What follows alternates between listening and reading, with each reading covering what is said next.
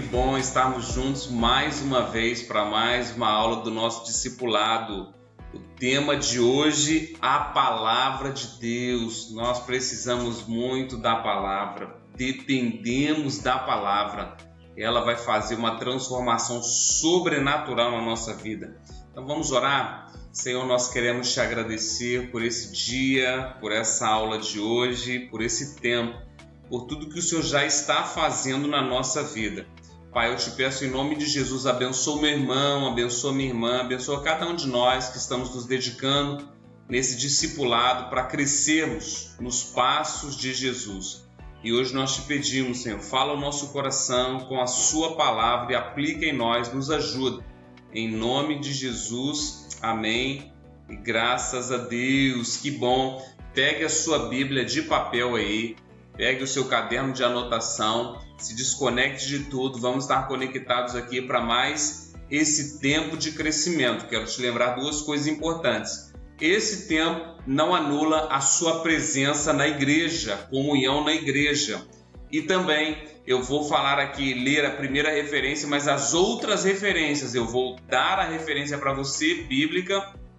Você vai dar o pause no vídeo, vai ler, abrir a sua Bíblia, ler, solta o vídeo e a gente continua para assim ganhar tempo e também treinar, exercitar você a abrir, manusear a palavra, ok? Então o tema de hoje, a palavra de Deus. Nós precisamos entender que a Bíblia ela é a palavra de Deus. E através da Bíblia nós conhecemos a vontade, todas as orientações de Deus para a nossa vida e para a nossa família. E aqui nós encontramos tudo que nós precisamos para todas as áreas da nossa vida. Aqui vai ter um direcionamento, aqui vai ter a vontade de Deus para cada área, aqui vai ter orientação de Deus para cada área da sua vida de forma bem específica. Por isso nós precisamos da palavra de Deus. Então eu quero convidar você a abrir a sua Bíblia em 2 Timóteo, capítulo de número 3. Nós vamos ler 3 versículos, 14, 15 e 16. 2 Timóteo 3, 14, 15 e 16. Vai dizer assim esse texto: Tu, porém, permanece naquilo que aprendeste e de que foste inteirado, sabendo que o aprendeste, que desde a infância sabes as sagradas letras que podem tornar-te sábio para a salvação pela fé em Jesus Cristo. Toda a Escritura é inspirada por Deus e útil para o ensino, para a repreensão, para a correção, para a educação na justiça. Esse é o texto base da nossa aula de hoje. E aqui nós vamos entender que a Bíblia ela é inspirada por Deus. Perceba que a mensagem, essa é uma carta de Paulo ao seu discípulo Timóteo, e ele escreve: Timóteo, fica firme na palavra, porque através da palavra sua fé vai ser fortalecida para você ser salvo. Então, Timóteo, se apegue na palavra, porque toda a Escritura, toda a palavra, ela foi inspirada por Deus para nos corrigir, para nos repreender e para nos educar na justiça, naquilo que é correto. Timóteo, você precisa da palavra todos os dias na sua vida. Então, nós precisamos entender que a Bíblia ela tem o poder, a palavra de Deus ela tem o poder de nos transformar. Perceba que em alguns países, a Bíblia ela é proibida. Hoje em dia, infelizmente, a Bíblia é proibida dentro das escolas.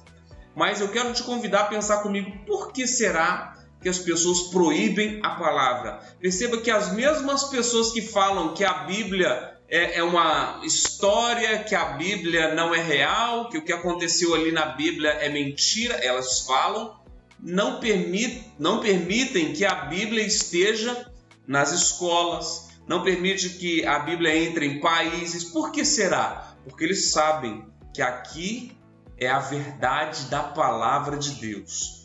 A Bíblia é a verdade da palavra de Deus e que ela, aplicada na nossa vida, pode nos transformar completamente. Então, eles proíbem, primeiro falam que não existe, que não é real, mas proíbem de entrá-la nos ambientes que eles sabem que pode gerar uma transformação. Então, se nós aplicarmos a palavra na nossa vida, nós seremos transformados. Se nós aplicarmos na nossa família será transformada. A Bíblia já passou por mais de 6 impérios, pessoas tentando impedir a propagação da palavra. Todos eles caíram, a Bíblia permanece.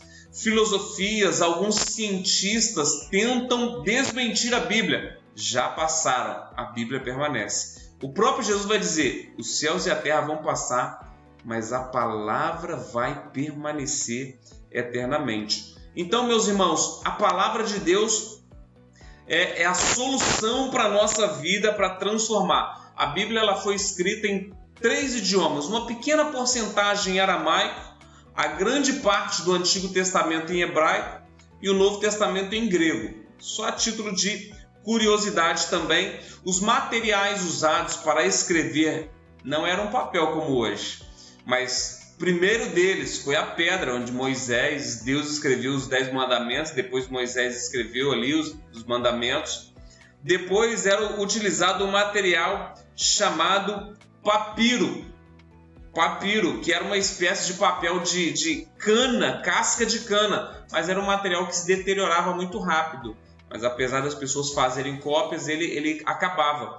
E depois, já na época do Novo Testamento, se usava o pergaminho, que era um material muito fino, feito de peles de animais. Aí se enrolava ele, guardava, ele tinha a durabilidade maior. Então nós precisamos entender que a Bíblia ela é inspirada por Deus. O que é isso? Deus inspirou homens, cerca de 40, num período de 1.600 anos. Olha só, 1.600 anos. Diferentes homens foram escrevendo e todos eles apontam para Jesus.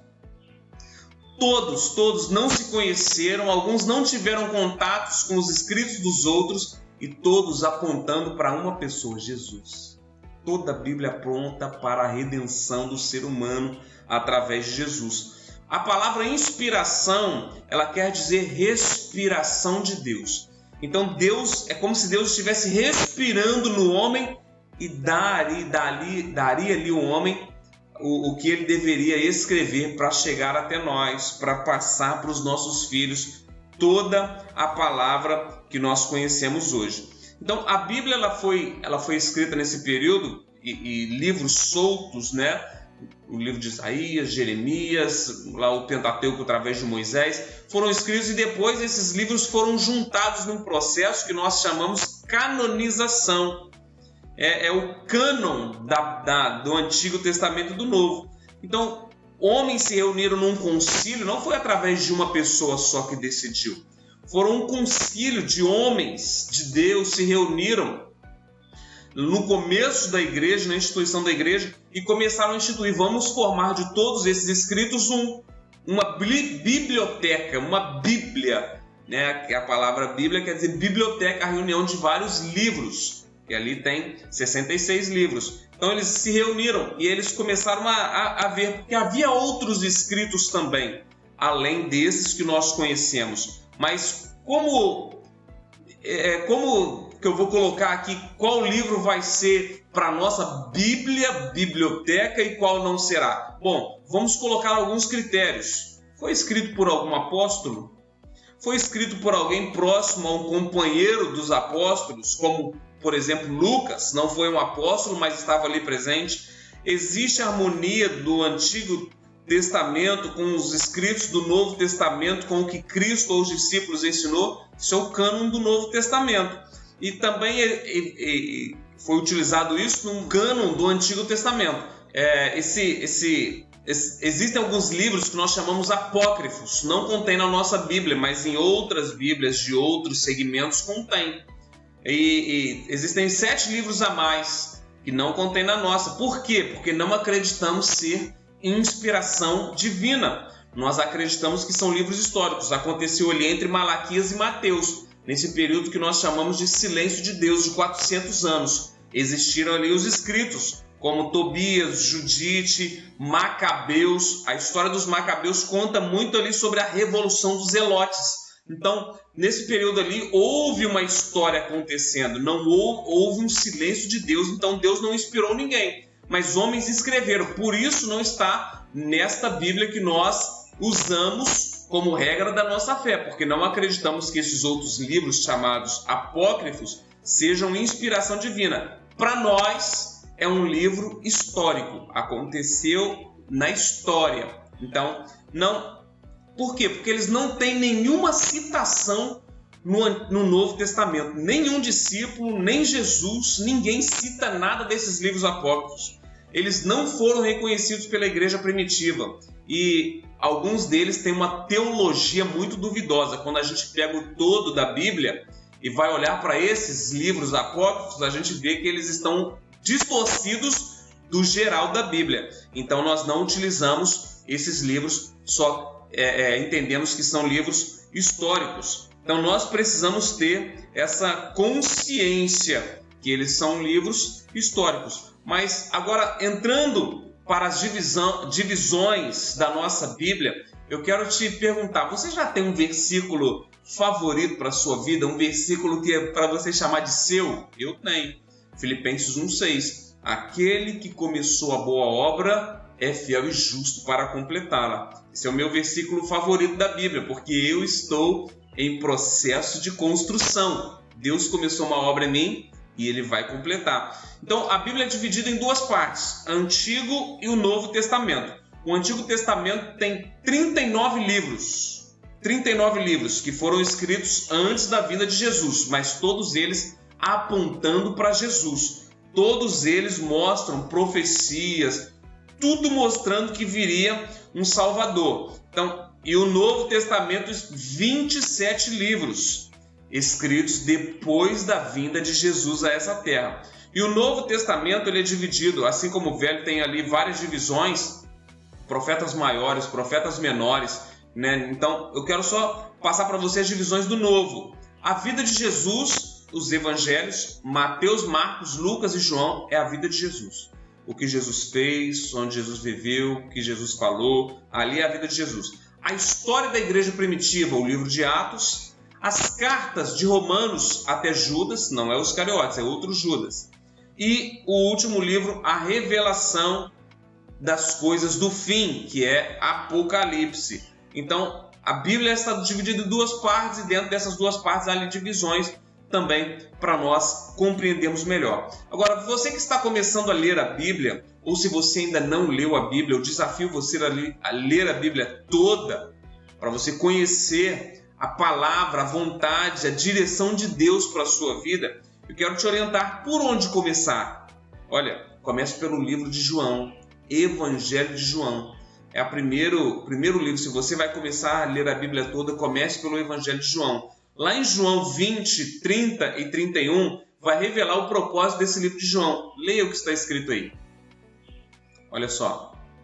É o propósito desse livro, a importância de nós lermos a Bíblia. Mas depois que você acabar de ler o livro de João, vá para as epístolas. Lá no finalzinho vai ter primeira, segunda e terceira carta. Primeira, segunda e terceira carta de João. Lá em 1 João 5,13, leia.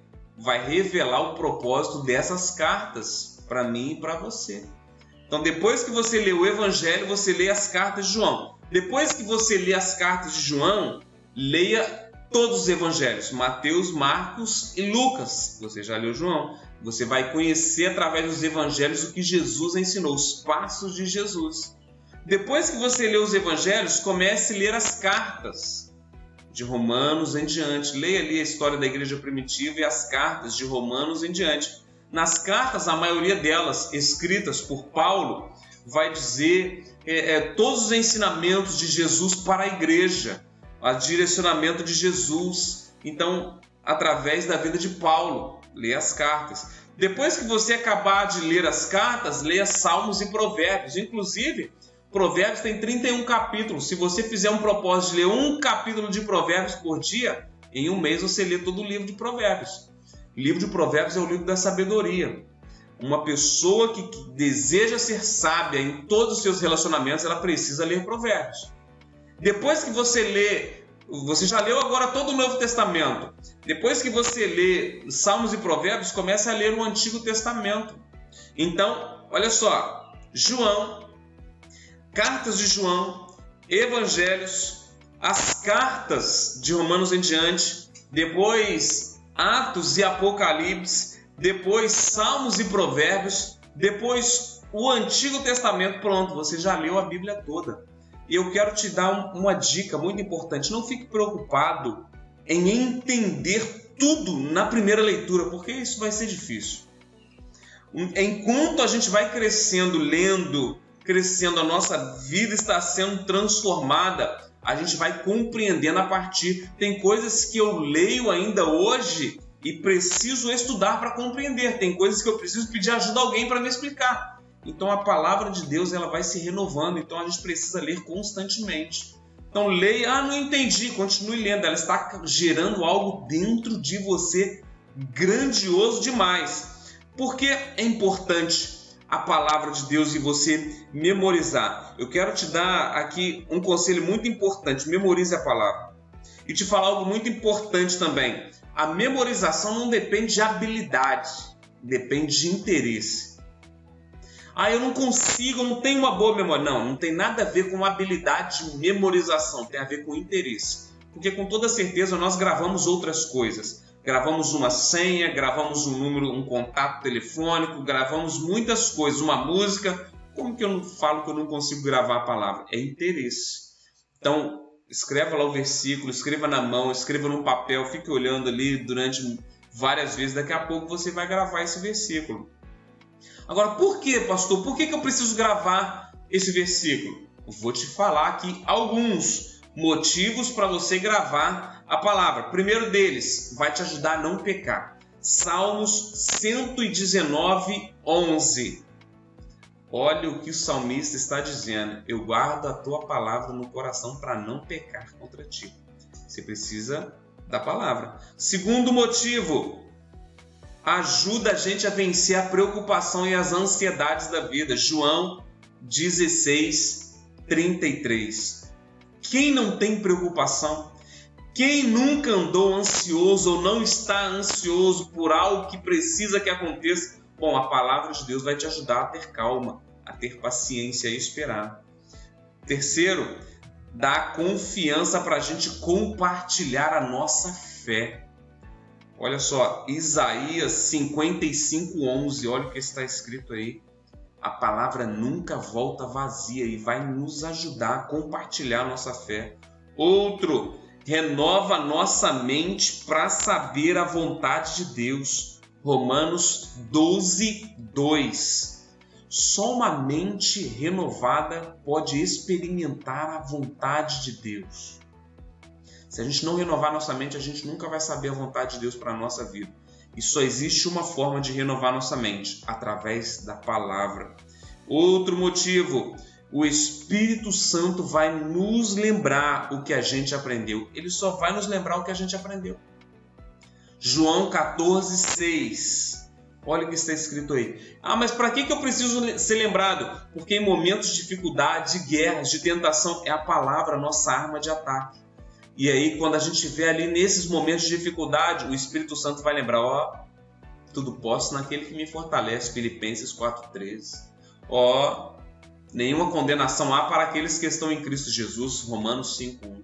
Então, a gente vai sendo lembrado daquilo que a gente aprendeu. Agora, se eu não li, como serei lembrado?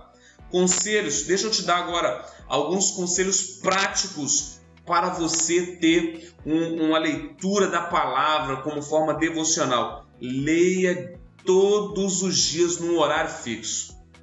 Jesus separou um tempo para isso. A Bíblia vai dizer lá em Marcos 1,35 que Jesus se retirava e ia falar com Deus, ia ouvir a Deus ali todos os dias, diariamente. Tenha um lugar estabelecido. Olha, esse lugar pode ser no escritório, na sua casa, pode ser na cozinha, na mesa, pode ser num dormitório, pode ser na varanda, pode ser na rede, mas estabeleça todos os dias. Esse horário, eu vou ler 3 capítulos da Bíblia, 2 capítulos, eu vou ler 1 capítulo da Bíblia. E tenha um objetivo, um outro conselho prático, tenha um objetivo para cumprir. Eu vou ler a Bíblia toda até o final do ano. Eu vou ler a Bíblia toda em um ano. Olha, eu vou ler agora o Novo Testamento todo. Eu vou ler o Velho Testamento todo. Eu vou ler nesse mês o livro de Provérbios, o livro de João. Você precisa ter um objetivo e ir cumpri-lo. Não vá colocar um objetivo inalcançável. Eu vou ler a Bíblia toda em 2 meses. É muito difícil. Mas eu vou ler a Bíblia toda em um ano. Totalmente alcançável. Totalmente você consegue. Então, coloque um objetivo. Outro conselho, tenha um diário espiritual, um caderninho para você anotar tudo que Deus falar com você. Pode ser a coisa mais simples, anote. Anote uma promessa de Deus, anote algo que Deus falou com você para você fazer, anote um princípio bíblico que você aprendeu. Essas coisas vão te ajudar, a daqui a um tempo você vai pegar esse caderninho e falar, poxa, eu consegui cumprir isso, olha, eu consegui vencer isso, poxa, como eu cresci espiritualmente, como eu venci espiritualmente. Aprender a palavra de Deus é um exercício espiritual que vai edificar a sua vida. É impossível um cristão que quer se manter fiel a Deus e não ter um relacionamento com a palavra. É impossível ser fiel, permanecer, é impossível. É impossível. Então faça todo o possível para você aprender sempre um versículo novo.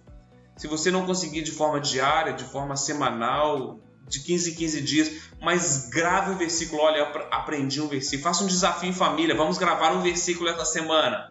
No final da semana a gente senta junto ali para ver o versículo que foi aprendido. Lá em Deuteronômio 6, do 4 ao 6, a Bíblia vai dizer para o povo de Deus fazer com os seus filhos a seguinte orientação.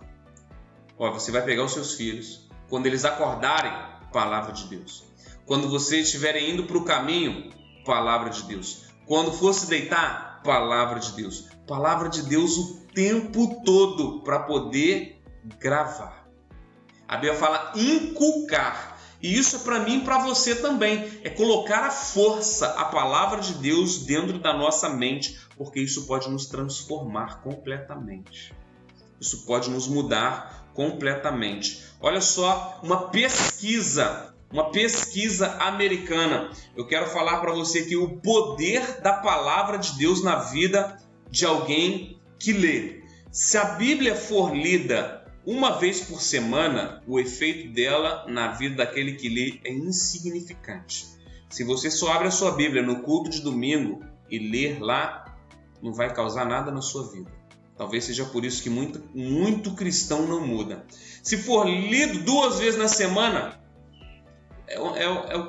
saiu do 0 para o 0,5, quase nada. Se for lida 3 vezes por semana, acontece ali como se fosse um batimento cardíaco. Algo diferente já acontece dentro de nós. Se for lida 4 vezes na semana, o efeito sobe de forma impressionante. Olha só, o sentimento de solidão cai 30%. Problemas com raiva caem 32%. A amargura no relacionamento cai 40%. Alcoolismo ou vícios cai 57%. Sentimento de estagnação espiritual cai 60%. Vício em pornografia cai 61%. Compartilhamento da fé aumenta 200%. Discipulado, eu estar preocupado com alguém espiritualmente, aumenta 230%. Olha, se esses dados não te mostrarem, não convencerem você que você precisa da palavra, eu não sei mais o que fazer. Porque você depende da palavra para ser alguém melhor e para ajudar outros a serem melhores. A palavra de Deus, ela é lâmpada para os nossos pés, é a direção para a nossa vida. Você precisa ler a palavra. Eu desafio você a ler a palavra, eu desafio você a ler a Bíblia, porque você vai ser alguém diferente através da palavra do Senhor. Eu estou falando o que eu pratico. Eu leio a Bíblia todos os dias. eu tenho uma vida de leitura da Bíblia. E a minha vida, eu fui liberto pela leitura da palavra, eu fui transformado, estou sendo, a minha fé renovada através da leitura da palavra. E um conselho pessoal meu para você, eu leio a Bíblia em voz alta, para eu me ouvir. Por quê? Porque lá em Romanos 10, 17, olha lá, vai falar assim: a fé vem pelo ouvir e ouvir a palavra de Deus. Então, enquanto eu estou lendo, estou ouvindo, muita coisa está acontecendo, mas a minha fé também está sendo aumentada. Então, a Bíblia, ela só traz benefícios. Por que você acha que é tão difícil ler? Por que você acha que a sua carne não quer? Por que você acha que dá sono? Por que você acha que alguém chama, que o telefone toca, que o WhatsApp chama, que se você se distrai facilmente? Porque é espiritual. Se você precisa se desconectar, desliga o celular, sai de perto de todo mundo, tem um tempo de leitura focado na palavra de Deus e você vai ver a sua vida sendo completamente transformada. Eu desafio você, cristão, a ler a Bíblia em um ano. Leia a Bíblia toda em um ano. Se você nunca fez, você precisa fazê-lo. Você precisa ter esse prazer para dizer para você mesmo: eu já li a Bíblia toda. Eu já li a Bíblia. Se você não tem esse prazer ainda, você está perdendo uma grande oportunidade de saber a vontade de Deus, de saber a orientação de Deus e de andar nos passos de Jesus aqui nessa terra. Nos passos de Jesus é através da palavra que você vai conseguir, que você vai vencer. Deus abençoe a sua vida, leia a Bíblia e compartilhe a sua fé com o máximo de pessoas que você conseguir. Até a próxima aula. Tchau.